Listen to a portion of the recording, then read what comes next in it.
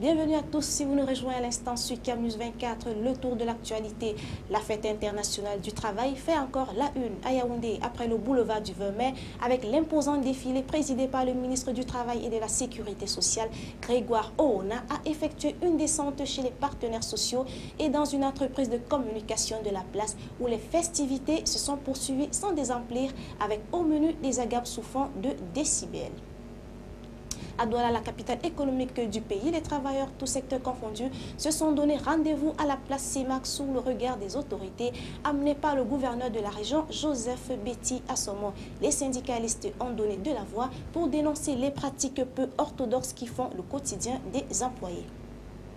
À Garoua, dans le Nord, les travailleurs ont fêté l'événement sous fond de réclamation des bonnes conditions de travail. Au cours de la cérémonie conséquente qui a eu lieu au boulevard Lamidou Hayatou, marquée par le défilé, les représentations syndicales ont appelé à plus d'attention quant à un suivi minutieux des problèmes qui influencent le quotidien des travailleurs. À Marois, cette fois-ci dans l'extrême nord, ce fut une fête de travail célébrée avec faste et solennité. Les travailleurs de la région de l'extrême nord se sont encore mobilisés cette année 2013 à l'occasion de la 127e édition de la Journée internationale du travail. Un rendez-vous faste dont la place des fêtes de Marois a servi de cadre à la grande parade. Et puis à Berthois, le 1er mai, après le défilé, était bien une journée consacrée au travail dans l'optique de leur permettre de marquer un temps d'arrêt et révisiter leur parcours parsemé d'embûches. Pendant que certains prennent conscience, d'autres n'ont que dalle de la célébration. Un moment idoine aussi pour certains d'immortaliser la cérémonie et de se distraire dans les débits d'alcool en pleine célébration. À présent, la nouvelle internationale avec les confrères de l'agence France Presse. Au lendemain de défilé du 1er mai massif et de l'enterrement d'une partie des 411 morts dus à l'effondrement d'un immeuble la semaine dernière, les usines de textile ont repris leurs activités au Bangladesh. Fermées pendant 8 jours, ces usines fabriquent chaque jour à cadence élevée de la confection destinée à des marques occidentales comme Walmart et H&M. 3 étudiants, amis du suspect de l'attentat de Boston, Dzhokhar Tsarnaev, ont été arrêtés mercredi par la police américaine.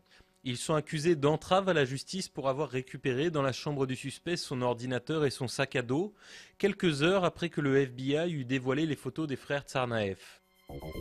La rigueur jusque sur les plages. Les Français ont prévu moins de départs et moins d'argent pour les vacances d'été cette année, d'après un sondage OpinionWay pour le site voyagermoincher.com.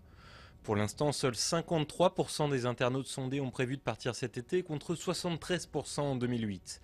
Déjà un quart des Français savent qu'ils ne partiront pas. Dailymotion restera français. Arnaud Montebourg, chantre du Made in France, s'est personnellement opposé à un rachat à 75% par Yahoo du capital de la pépite tricolore du web. Une décision qui n'est pas du goût de Stéphane Richard, le patron de France Télécom, qui est l'actuel propriétaire de Dailymotion. Il a rappelé jeudi l'indépendance de son groupe.